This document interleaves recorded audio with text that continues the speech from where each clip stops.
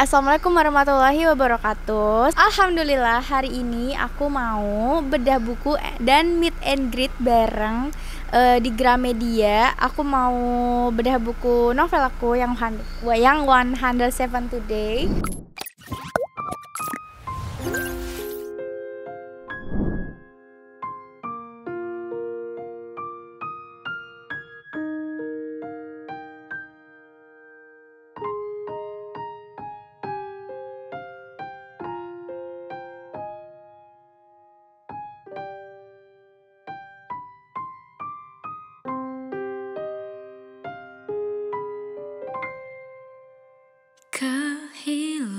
Aku nyusun ini itu sekitar 2 minggu. Karena ini kan kisah nyata aku ya. Jadinya aku cepet kayak curhat. Misalkan ini udah terbit pas aku masih idah.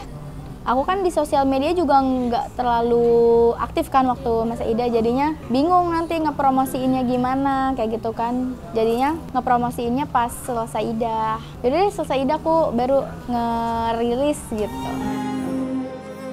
Yang menghilang dari dunia.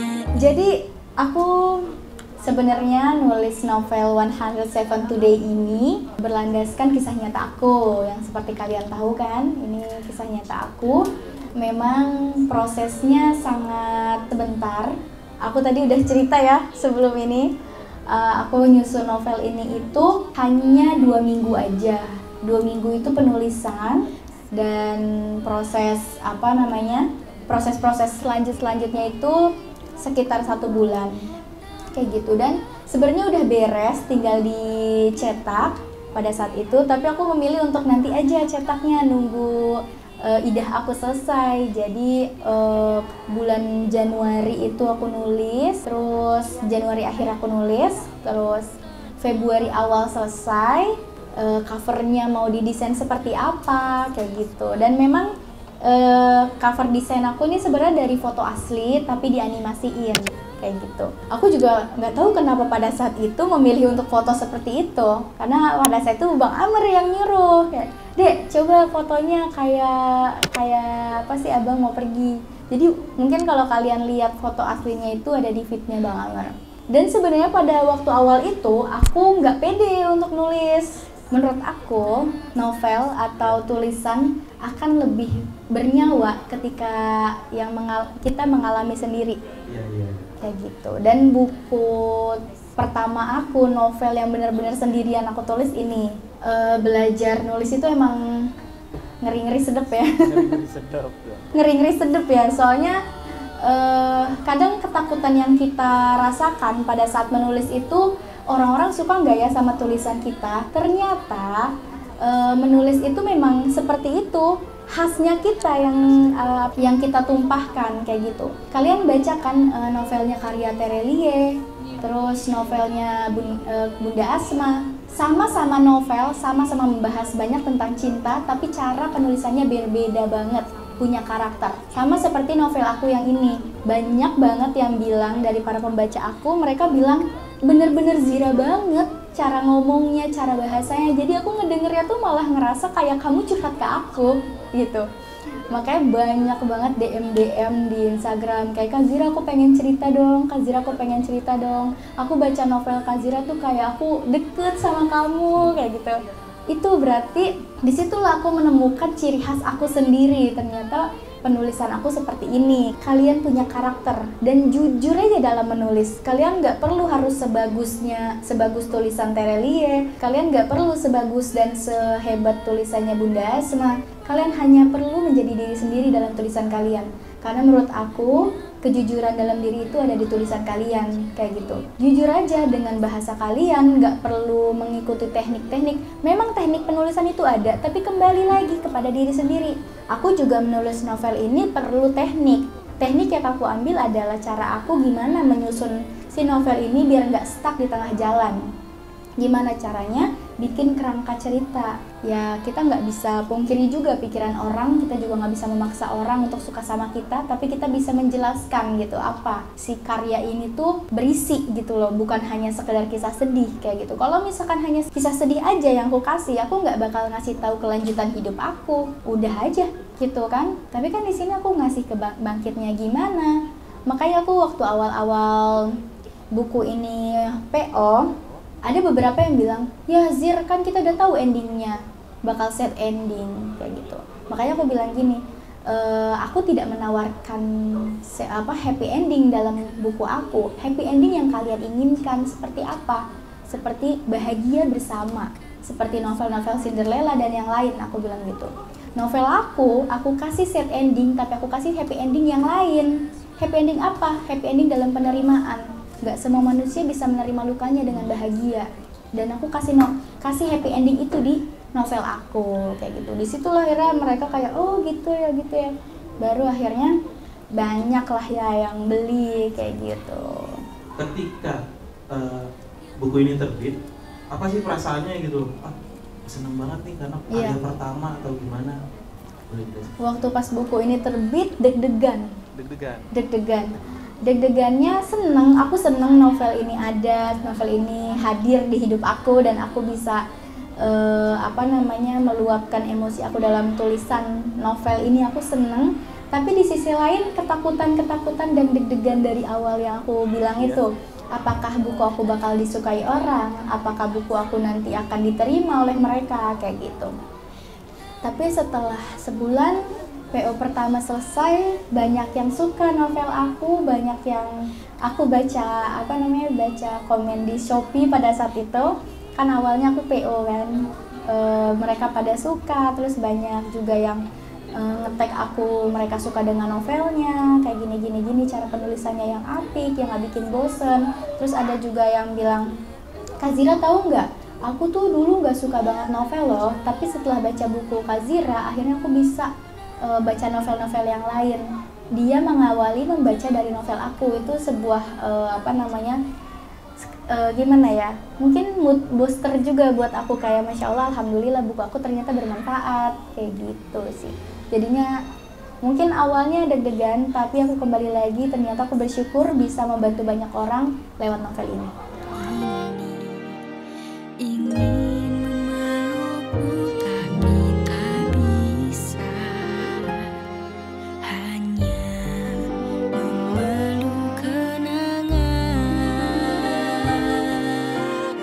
Lagi nuansa pink, jadi aku mau bagi-bagi ke kalian. Terima kasih Kak Zira. Nah, ini buat kamu. Makasih udah datang. Ini buat kamu. Lucu nggak? Makasih udah datang. Mau beli bukunya nanti ini buat kamu. Langsung dari Kak Ziranya ya, teman-teman ya. Makasih udah datang. Ini buat kakak. Sama-sama. Ini buat kakak. Sama-sama. Udah. Itu untuk Naya. Ini untuk Kak Mira. Jadi mau nggak?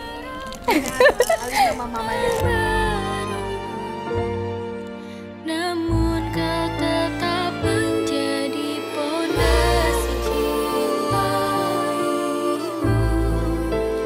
mencintaimu.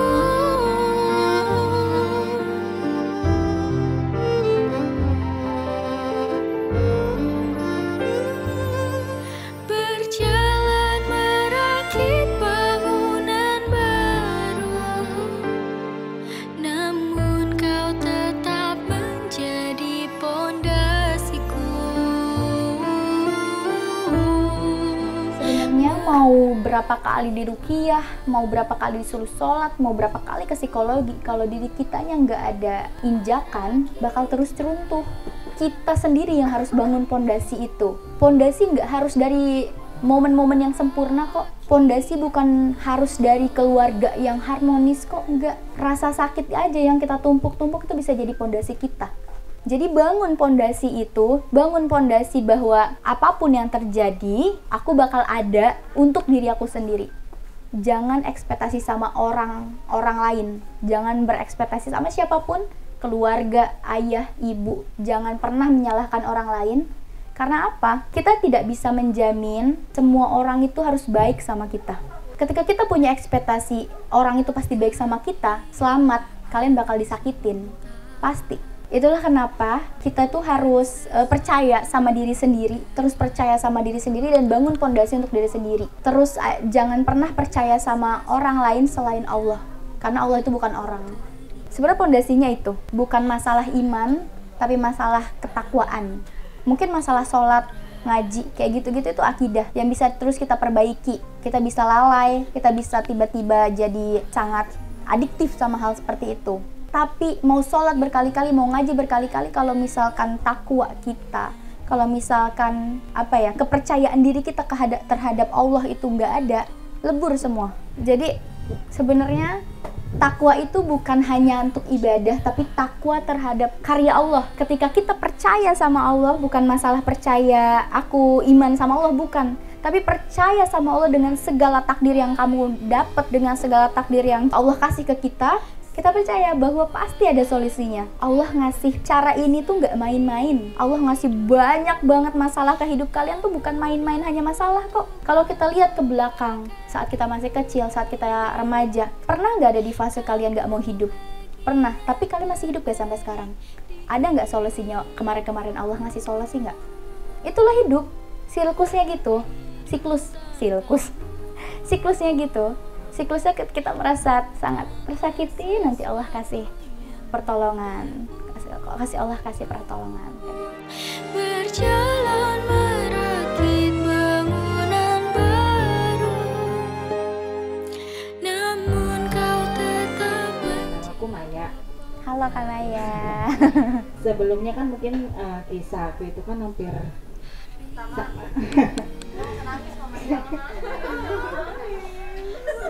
Sama karena Dira gitu kan. Tapi untungnya aku kan ditinggalin anak. Terkadang kita sebagai perempuan itu memang bisa berkata ikhlas, tapi kan itu di hati kita itu benar-benar ikhlas. Karena mungkin harus ada anak yang harus kita kasih tahu kalau mama itu udah nggak ada. Tapi terkadang apa yang harus kita lakuin itu buat nanggepin ke anak, buat nanggepin kalau memang sudah kenyataannya memang sudah ada, dan itu harus gimana gitu buat ngejalan. Karena di mulut kita nggak sebagai munafik, sebagai perempuan mungkin kita di hati kita bisa berkata ikhlas, tapi belum tentu di hati kita itu ikhlasnya itu yang seperti apa. Karena mungkin banyak yang harus kita terangin juga ke anak-anak kita, bukan buat menguat diri kita, tapi kan harus nguatin ke anak-anak kita juga. Nah itu harus seperti apa harus ngelakuin itu semuanya. Terima kasih. Nah, sebelumnya aku mau peluk kakak dulu. Kuat ya sayang. Kuat ya kak.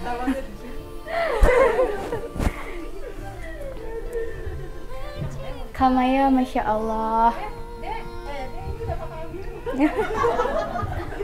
Pertama aku pengen ngucapin semangat dulu buat Kak Maya. Memang ditinggal itu nggak ada yang mudah. Apalagi misalkan Kak Maya udah punya anak. Bagaimana nanti Kak Maya menjelaskan ke mereka, bagaimana nanti Kak Maya mendidik mereka dalam sendiri gitu kan. Cukup itu sebenarnya pasti berat banget. Itu bukan sesuatu hal yang mudah, dan bagaimana caranya kakak untuk bisa ngasih tahu ke anak-anak kayak gitu, pelan-pelan aja Kak Maya. Sama halnya kakak yang belajar dengan keikhlasan kakak, anak-anak pun pasti akan belajar dengan sendirinya. Melihat mamahnya yang tegar, melihat mamahnya yang happy. Tapi jangan umpetin rasa sedih kakak, jangan. Kasih tahu aja nggak apa-apa ke anak-anak, mama lagi sedih. Karena misalkan papa udah nggak ada, gini-gini, kuatin mama ya. Menjadi sebuah empati akhirnya nanti ke anak-anaknya, kayak gitu. Di ilmu psikologi juga gitu, kita nggak boleh menyembunyikan emosi kita, luapkan dengan cara yang baik, kayak gitu. Nggak apa-apa nangis misalkan di momen-momen tertentu, kayak gitu, tapi jangan terlalu sering juga, pelan-pelan aja. Anak-anak pasti akan berkembang dengan sendirinya, Kak. Aku yakin. Aku ini nih, punya hadiah kecil gitu. Hadiah apa tuh Kak? Pin, bukan Pin pin, apa? gantungan Gantungan kunci kunci. Gambarnya apa Gantungan kunci. Ini gambarnya ini 172 Days. Jadi Iya. sebenarnya ini tuh tadinya mau jadi Cover. cover ini sama yang pink ini nih. Cuman yang kepilih sama aku ini. Iya. Jadi ini jadi bahan untuk aku bikin merchandise aja. Kayak gitu. Udah aku bagi-bagi ya. Boleh Kak, boleh. Ini ya namanya yang kuat ya. Ini buat kakak. Buat kasih. Sama-sama. Buat kakak. Sama-sama. Semangat ya. Sebuah anugerah terbesar hidupku. Tak mudah untuk melupakan dirimu. Kamu bagian terbaik di hidupku. Hidup tanpamu bukanlah sesuatu yang mudah untukku. Berjalan merakit bangunan baru, namun kau tetap menjadi pondasiku.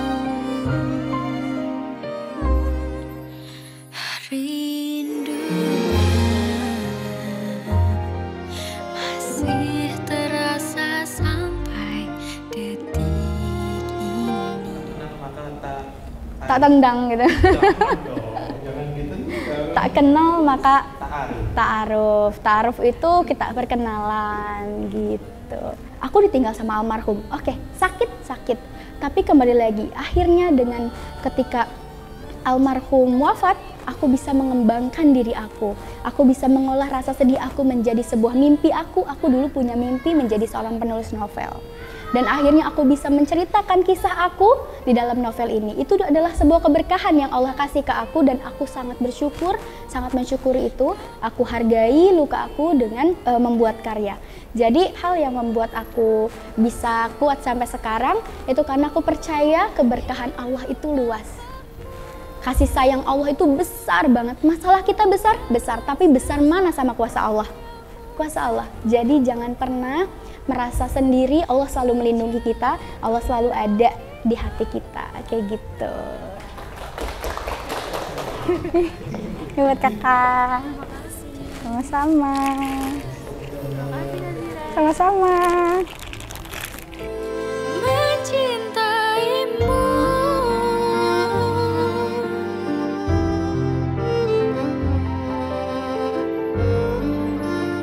Bentar ya. Deg-deg.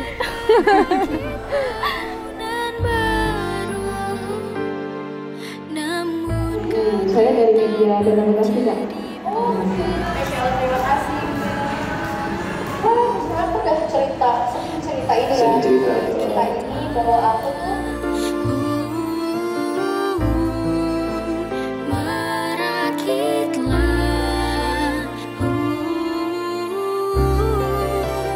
merakitlah.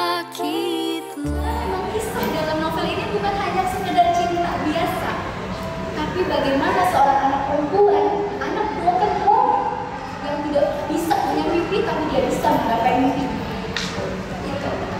Itu bukan kesedihan ya kawan-kawan, tapi itu adalah sebuah grow up bahwa aku bisa influence teman-teman. Mungkin aku juga sering datang ke anak yatim, ke anak-anak yang dulu mereka aku juga pernah ada di mereka. Dulu aku juga pernah ikut santunan, tapi apa aku sekarang? Aku ngasih tahu ke mereka kesedihan yang mereka alami sekarang itu gak akan lama. Itu akan terus berhenti ketika kita punya rasa, untuk terus grow up. Jadi teman-teman nih semuanya ya, yang punya masalah sebesar apapun jangan pernah kecewa sama keadaan. Allah kasih nolong kita, udah. Allah kasih nolong kita apapun. Mimpi apapun yang menurut kamu udah runtuh, itu mungkin runtuh menurut kamu, tapi tidak tetapi Allah Yang menghilang dari dunia ini, namun tetap tumbuh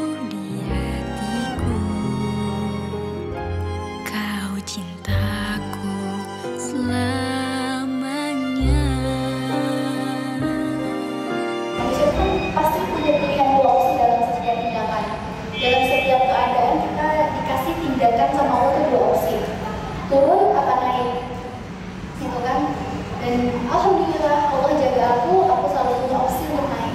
Ketika aku ada kesempatan untuk bersedih berlarut, aku pilih untuk bersyukur pernah punya memori itu. Terbaik di hidupku, hidup tanpamu bukanlah sesuatu yang mudah untukku.